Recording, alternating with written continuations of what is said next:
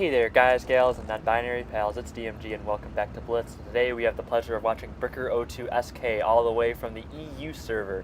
And actually, I think there's a lot of different countries that make up the EU server. So Bricker, where are you from? Germany, Poland, Belgium, England? I don't even know, but feel free to let us know in the comment section and tell us how you felt about this game and what equipment loadout you use so people can emulate your style of gameplay. So, he will be playing in the IS-4 today on Fort Despair, and this is so interesting because look at what he's doing immediately and look at what the team is doing. It seems that the tier 10 meta, or just the meta in general, seems to be going to the Fort side, and this is what's so interesting about seeing gameplay from other servers.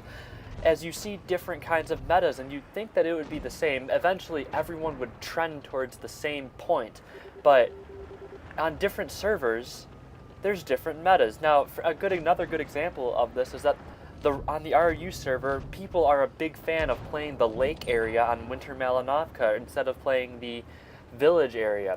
And this just shows how different things can work.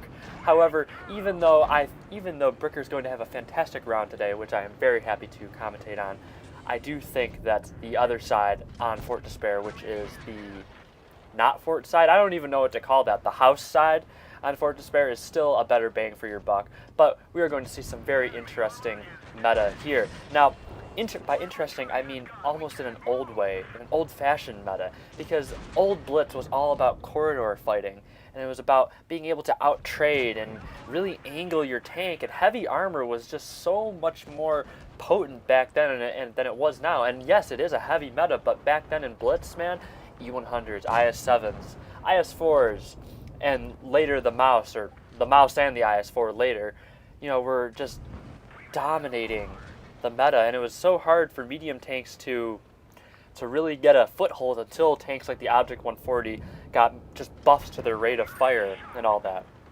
But the IS-4 can be such a potent tank, and we're seeing that here as, of course, he's taken it to this T-32 who will have a very difficult time penetrating him with a 105mm weapon that has really low penetration. And you can see him, he was just trading with the IS-8 and the T-32, trading with the grill, and it was just this back and forth kind of give and take.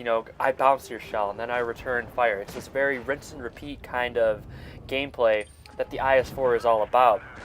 And he puts in a great shot into that IS-7 there, and he needs to keep his angles perfect. But honestly, it doesn't really matter too much here, as the IS-7 wants to shoot someone else, and he is very keen to take out another low-health tank, because in Supremacy, the more guns you remove, the better your team is off. Now, why is that important? Is because, first of all, that's a gun that's not putting out damage. A dead tank is still, or an alive tank is still a fully combat capable tank. You can still put out damage, you can still cap bases, blah blah blah blah blah. Now, but a dead tank you can't do anything with a dead tank. It can't hurt you whatsoever. I mean, an alive tank, no matter on how much HP it has, can still hurt you. So that's why that IS-7 was probably going for that kill. But Bricker is doing a great job of just mowing through and just chewing through people, and the IS-4 doesn't have the greatest amount of alpha, but it does have some decent DPM. A 9.6 second reload is quite capable, and as you could see with that IS-7 that he was killing there, he put his final heat round through the turret, and he's not even running calibrated shells. I mean, but you have 340mm of heat penetration, which is lovely. And now Bricker is finding himself in a 1v2 scenario, and he's doing a great job here, as while first I thought maybe he should just charge that Batchat, or not the Batchat, but the Leopard, he decided to go to the right side of the rubble as he avoids the 183 and he puts both tanks in front of him. And that's what you want in your 1vx situations. I remember Anon saying this in one of his videos, that you want to keep the game in front of you, and that's what he's doing right now. But he's going to encounter some trouble as he does bounce a shot on that Leopard, and he will need to take now 2 shots to kill him, regardless of whether he uses HE or not. I mean, he does do the right thing, throws HE, seeing if he can get some sort of module damage on him. He does, he sets him on fire and does the right thing, but unfortunately it is not enough. And now he has a 1-shot for the 183. And this is very scary because now he has 2 shots to kill the 183, but here comes the 183. All he needs to do is splash. Bricker puts his gun up and boom.